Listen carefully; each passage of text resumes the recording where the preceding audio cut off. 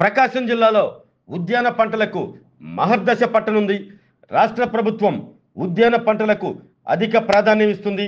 ఈ నేపథ్యంలో ప్రస్తుత ఆర్థిక సంవత్సరంలో జిల్లాలోని ఉద్యాన పంటలు పండించే రైతులకు ప్రోత్సాహకాలు అందించేందుకు పెద్ద మొత్తంలో ఇక్కడి నుండి ప్రతిపాదనలు వెళ్ళాయి.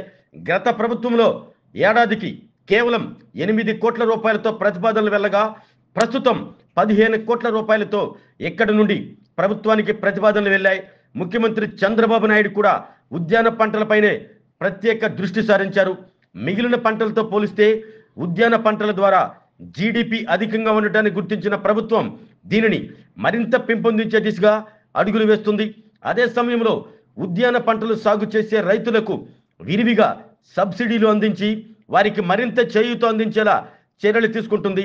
ప్రస్తుత ఆర్థిక సంవత్సరంలో జిల్లాకు సంబంధించిన ప్రతిపాదనలు జిల్లా కలెక్టర్ తమీం అన్సారియా ప్రభుత్వానికి పంపించారు.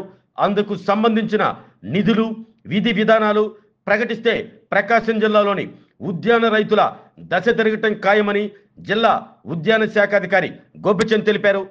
ముఖ్యంగా మన ప్రకాశం జిల్లాలో ఉద్యాన పంటల్లో మామిడి ప్రస్తుతము సుమారుగా ఒక 2000 ఎకరాలలో సాగుబడిలో ఉన్నది.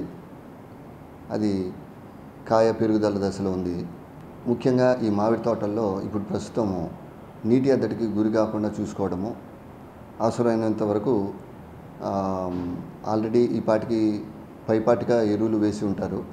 కాయ పెరుగుదల మరింతగా వచ్చి కాయ నాణ్యత బాగుండాలి అని అంటే 13,045 లీటర్ నీటికి 15 గ్రాములు కలిపి పైన పిచికారీ చేసినట్లయితే కాయ ఎదుగుదల బాగుండి నాణ్యత కూడా వృద్ధి చెందుతుంది.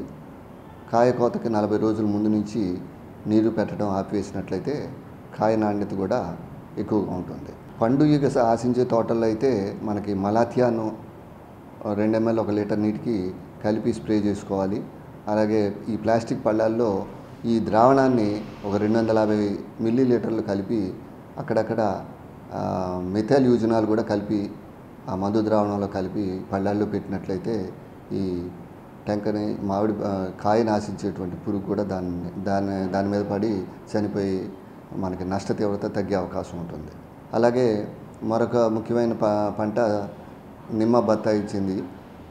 సుమారుగా 4000 ఎకరాలలో విస్తీర్ణంలో మన జిల్లాలో సాగు చేయబడుతుంది. ఈ నిమ్మ బత్తాయి తోటల్లో కూడా మనకి ప్రస్తుతము కాయ ఎదుగుదలలో ఉంది.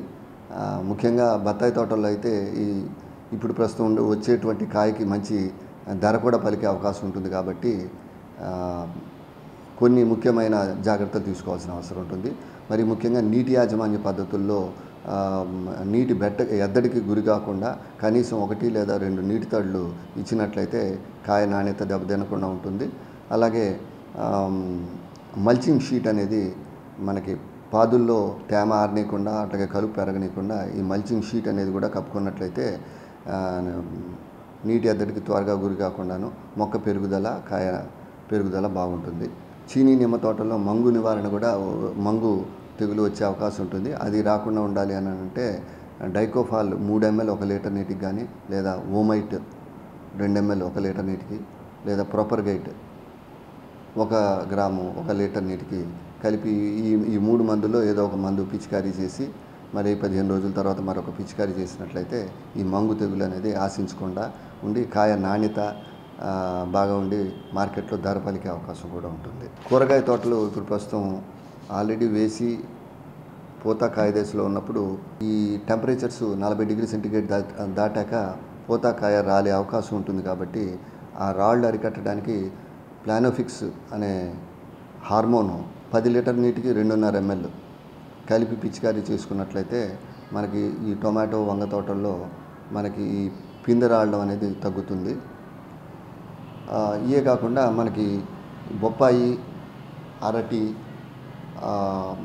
నిమ్మ బత్తాయి తోటల్లో కూడా ఈ సూక్ష్మధాతు లోపాలు కూడా కనపడుతూ ఉంటాయి. ఈ సూక్ష్మధాతు లోపాలు నివారించాలంటే ముఖ్యంగా సేంద్రీయ వ్యవసాయం అనేది చాలా ముఖ్యం.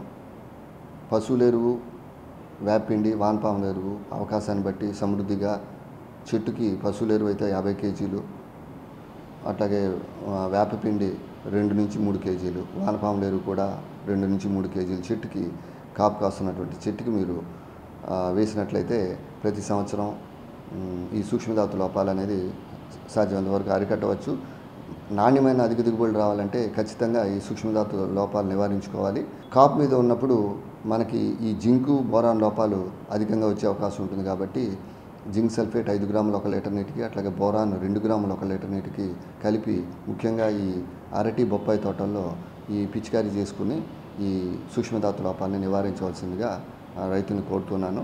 అట్లాగే మల్లె తోటలు కూడా ఈ పూల తోటలు ఎండలో టెంపరేచర్స్ ఎక్కువ ఉంటాయి కాబట్టి సాధ్యమైనంత వరకు ఉదయం పూటే కోసేసి మార్కెట్కి పంపించాల్సిన అవసరం ఉంటుంది. రసం పీల్చే పురుగులను కూడా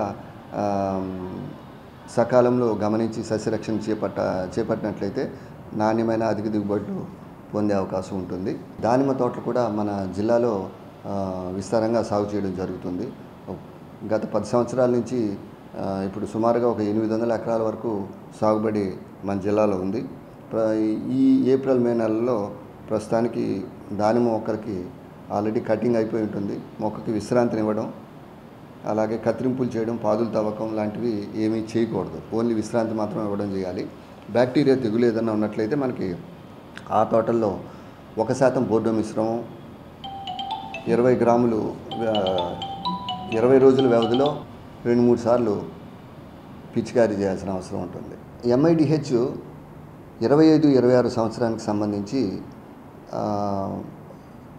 కొన్ని మార్పులతోటి పెంచినటువంటి రాయితీలతోటి మనకు ప్రతిపాదనలు పంపించవలసిందిగా మాకు రాష్ట్రం నుంచి గత జనవరి నెలలోనే మాకు ఆదేశాలు అందినాయి.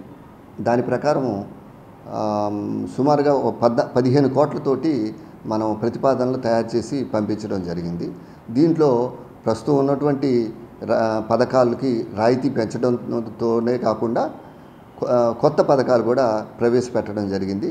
వాటికి సంబంధించి మనము మన జిల్లాలో ఉన్నటువంటి ఉద్యాన అధికారుల ద్వారా వారి ప్రతిపాదనలు వాటిని తీసుకొని మనం పంపించడం జరిగింది.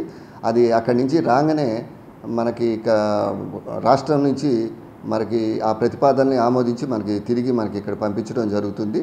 అనంతరం జిల్లా కలెక్టర్ గారి ఆమోదంతో మన జిల్లాలో ఈ సంవత్సరం మనం ఈ రాష్ట్ర ఉద్యాన మిషన్ కింద మనం వివిధ కొత్త పథకాలని మనం అమలు చేసుకుంటాం.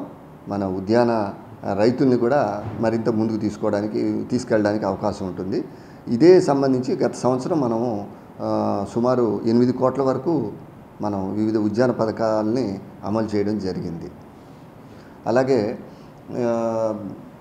కొన్ని ముఖ్యమైనటువంటి పథకాలు అంటే నీటి కుంటలు కానివ్వండి, అట్లాగే ప్యాక్ హౌసెస్, తీగజాతి కూరగాయల పెంపకానికి పందిర్ల నిర్మాణం పైన రాయితీ, ఇటువంటి కొన్ని పథకాలు గత 2014 నుంచి 19 వరకు ఆ ప్రభుత్వంలో చాలా విరివిగా రైతులకు ఇవ్వడం జరిగింది. ప్రస్తుతము ఇదే పథకాల్ని మరింత ముందుకి మరింత అదనపు రాయితీతోటి కూడా ప్రస్తుతం మనం ఇవ్వడం జరుగుతుంది. పడమర ప్రాంతంలో ఉన్నటువంటి రైతులకి చాలా ఉపయోగకారిగా మనకి ఉద్యాన పంటలు అనేవి ఉంటున్నాయి. రాష్ట్ర స్థాయిలో కూడా ఉద్యాన పంటలు మెరుగైన జీడిపిని రాష్ట్రానికి అందించడం జరుగుతుంది. దాన్ని గమనించే మన ముఖ్యమంత్రి వర్యులు మన ఉద్యాన రంగానికి, ఉద్యాన శాఖకి మరింత నిధులు కేటాయించడం జరుగుతూ ఉంది.